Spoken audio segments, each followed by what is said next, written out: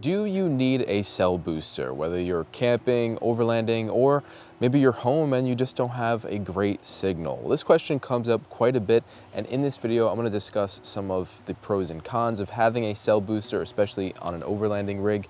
On my Jeep Wrangler, I have a WeBoost Drive Reach, and I'll discuss whether or not it's actually worth it towards the end of this video, and also just out in the field, how does this thing perform? So what exactly does it do? Well, a cell booster, as the name suggests, it boosts your signal. If you think about just your phone itself, it has an antenna in it, of course, but when you compare this to actually mounting this massive Drive Reach antenna onto your car or your home, obviously it's going to make a significant difference. One, because of the height, which makes the largest difference when connecting to those towers, but especially because of the size of the antenna compared to your phone. And when you think about it, you've got a device that's dedicated to boosting a signal, whereas a phone is meant to do a whole bunch of other things as well.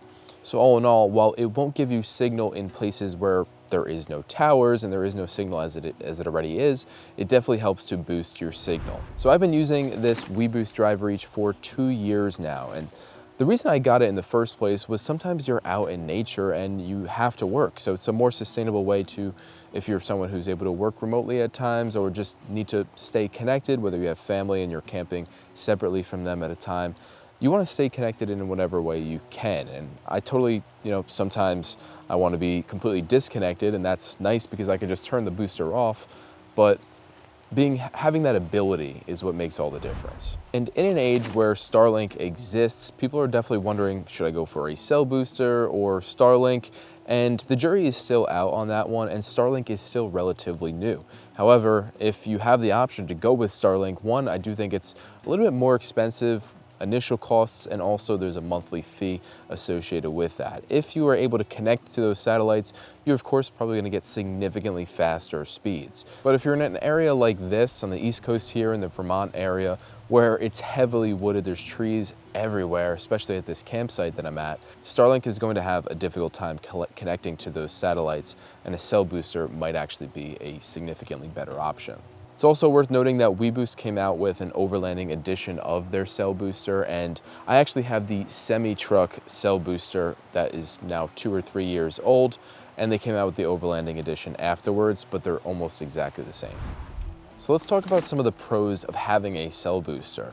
This one in particular was incredibly easy to set up. All I had to do was mount this antenna on the roof. It came with a mounting bracket, however, I did swap that for a Rhino Rack mounting bracket that allows me to actually aim the antenna a little bit better, and it's much quicker than the original mounting bracket, which is more fixed. And that's because this was made for a semi-truck, like I was saying a little bit earlier. But from there, I just ran the wire through the middle part of the Freedom panels on the front of the Jeep and into the cab, and then it connects to the main components of that WeBoost cell booster. And from there, it gets wired into my EcoFlow. One thing to note about that is that the antenna and the receiver on the inside can't be too close. So you have to make sure that the antenna and that internal receiver is far enough apart, which can be a little bit of a challenge on a rig as small as this.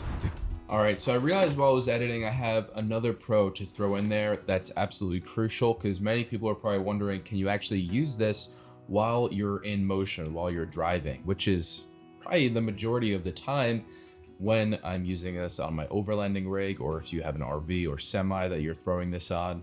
And the answer is yes, and that's a major pro for a cell booster, particularly the WeBoost Drive Reach one.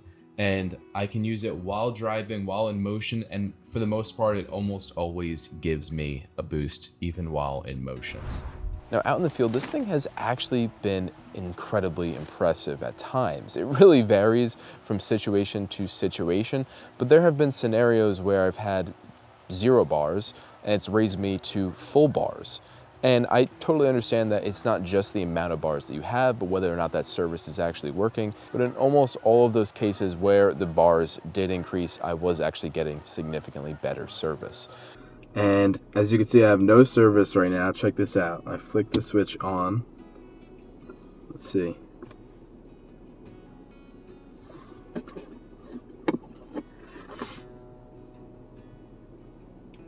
Before it was at, oh look, it's still going up.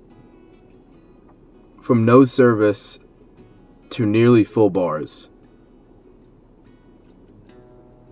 But on the flip side, there were times when I had 1 bar and it brought me to 2 bars, or I had 0 bars and it brought me to 1 bar. So results may vary, especially depending on the location that you're at. And if there are no towers in the area, there's no signal to boost. So that's definitely something worth considering, and what differentiates it from Starlink, which if there's satellites in the area, you can connect to those. But that just depends on whether or not there are satellites. I guess you'll have to call Elon Musk about that one.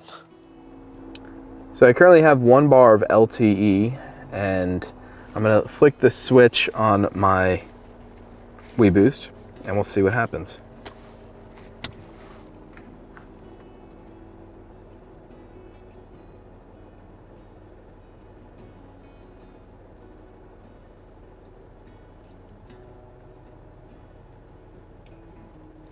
So it gave me an extra bar. But you know, that might be the difference of a message failing or fully going through. All right, so now I have no service, a beautiful view, but no service. So let's go ahead and flick the WeBoost on and we'll see how many bars we get. So there's the WeBoost. Flipped it on.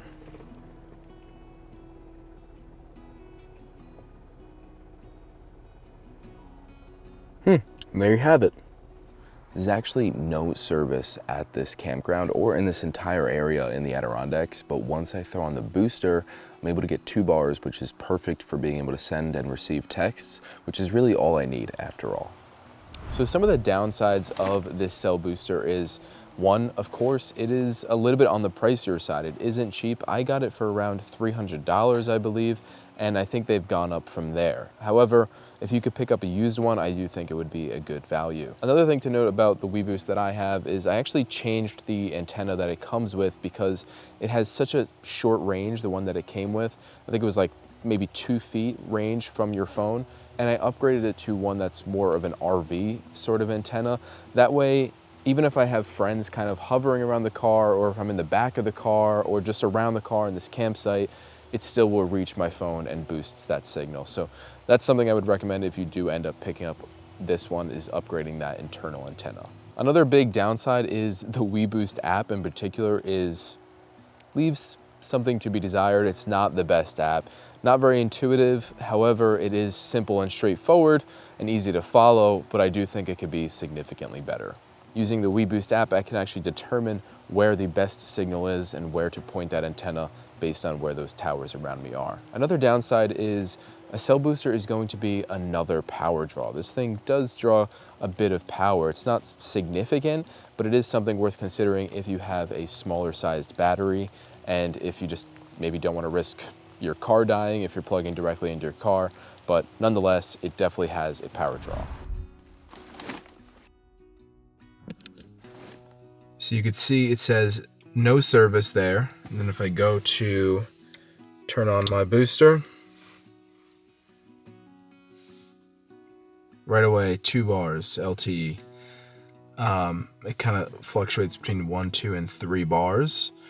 I kind of feel like that makes it all worth it though. I mean, if you go from literally having 0 service, not being able to send or receive a message, to getting usable service with just a flick of a switch, in my opinion, that makes the WeBoost worth it. But what do you guys think of cell boosters? Is it worth it to you? Where would you end up using it? How do you think it compares to Starlink?